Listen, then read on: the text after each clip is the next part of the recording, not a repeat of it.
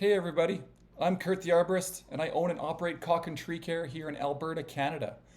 In this video, I want to share some tips that you can use to get ready for the next season if you're an arborist like me, or it could apply to any small business. So right now, I'm in the off season. I definitely don't get any business for January and February, well, very seldom.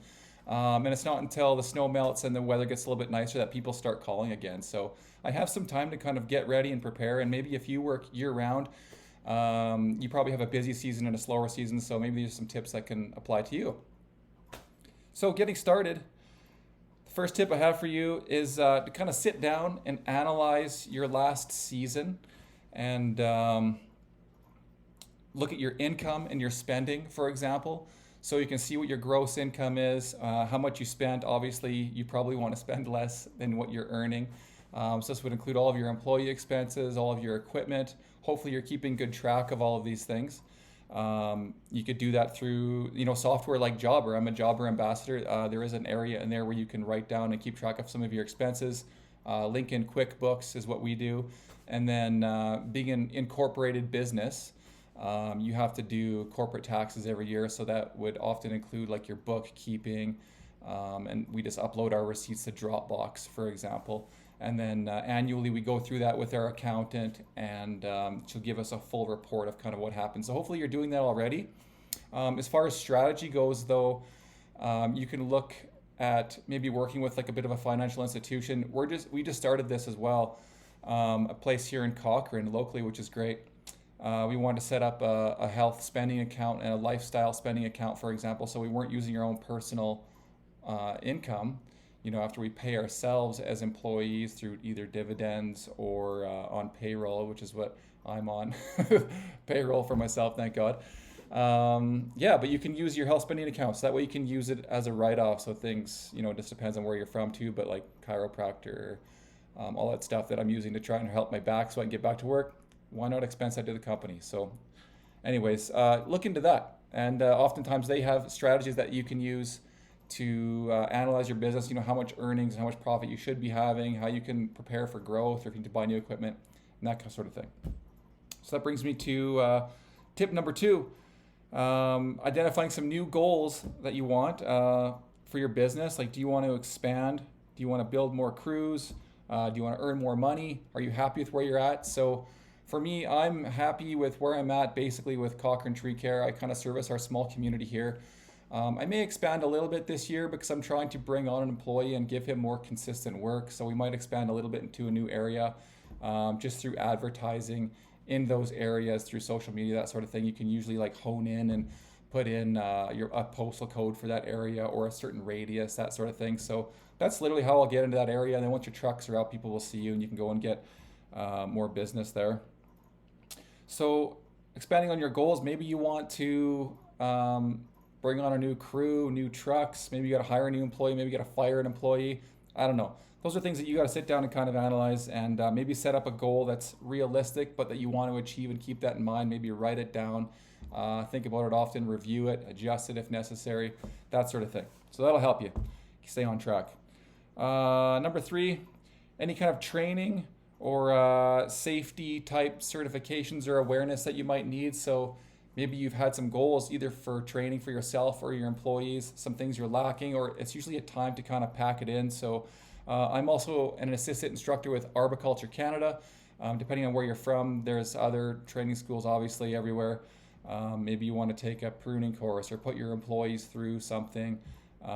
Maybe expand and get some tree appraisal courses, whatever it might be. So consider that, because you can often do that in the off season when you're not so busy, because as we get busy, it's like that's all we have time and energy for, is just doing tree work day to day or managing our crews. Tip number 4, this one's pretty obvious: tools replacement. If you have to make any kind of orders to bring new stuff in, go through and inventory what you got.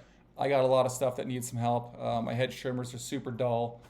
Chainsaws need to be maintained, everything. So it sucks when you get a job like for me in the off season here and I haven't done it yet, and I go out and I pull up my stuff and it's just like, I don't know, it's in it's in disarray, I guess you'd say. So plan to get that stuff done, because otherwise when it comes to be busy season, you're gonna be waiting on tools and you're not gonna have them available for you to use. Number 5, Implementing CRM software like Jobber. So CRM stands for Customer Relationship Management. If you don't have a tool like that already, I would recommend Jobber. It's great for home-based businesses. So those are businesses where you're going to someone's home, looking at what they have, whether you're cleaning pools or you're doing tree work or you're window washing, whatever. A CRM software is something that you can usually have an app for, like Jobber has an app that goes on your phone. It'll be on a desktop for your computer. You can share it with other people. Our accountants and things like that can log into it and see what's going on. That's where we build up our quotes for our customers. We build up custom templates in there. It just saves us like a ton of time.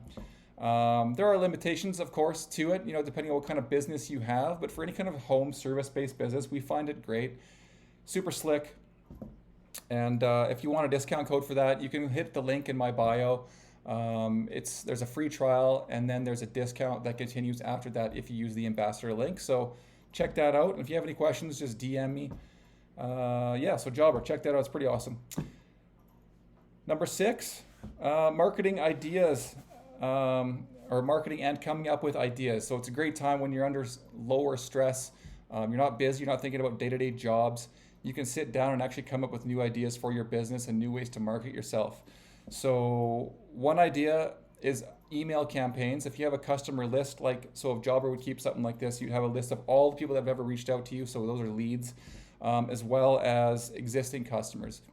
You could go in there and use a plugin, for example, like MailChimp, I think is what's integrated in there. Build up a big list, send out like a welcome email or like a welcome to the new tree season email, and remind people that maybe it's time to follow up on some of their pruning. Maybe even set reminders within Jobber for like every 3 years, for example. I often take the maximum volume off a lot of trees when they get pruned because people just don't know. They call and they're not in very good shape. So I can set a timer when I'm done that job to remind me to kind of book them in again in 3 years. So you got to kind of think down the road. If you're a new company, that you're going to want to have repeat business and not just rely on them to call you, because if you're out of sight, you're out of mind. And honestly, I get a lot of customers that call me and they think I'm the arborist that they had before. And oftentimes I'm not, because they didn't actually write it down and remember. So this is a great way for you to kind of get in contact with them to remind them that you were the guy, and maybe you want to set something up with you again.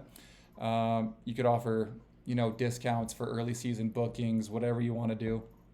But email campaigns, I believe, are still one of the top ways to market yourself and get in touch with clients for your business. Other options would be collaborating with other businesses that might be similar to yours in the community, where you can complement each other. So a collaboration is, something that's going to benefit you, but it's also going to benefit them. So I like to collaborate with maybe some local greenhouses, some local clubs or groups like the Horticultural Society. There's a group here called Cultivate Cochrane, and they're doing a lot of food security and permaculture type stuff. So things I'm also interested in obviously really helps.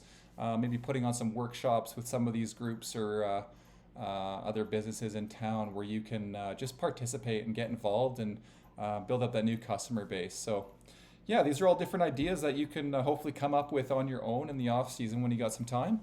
Those are some 6 tips. I hope you found them useful. If you have any tips or some ideas of things that you do in the off season, I would love to hear them. Please put them in the comments below, or if you have any questions, definitely put them down there as well. Again, I'm a Jobber ambassador, so I have a link for a discount there. If you go to the link in my bio, you can try Jobber for free, give it a little free trial, and then there's a significant discount, I believe, through the ambassador link. So I really appreciate that. If you check that out. If you have any questions, feel free to DM me too, and I can tell you my experience with Jobber. Okay, thanks, take care guys, and good luck in the new season. See ya.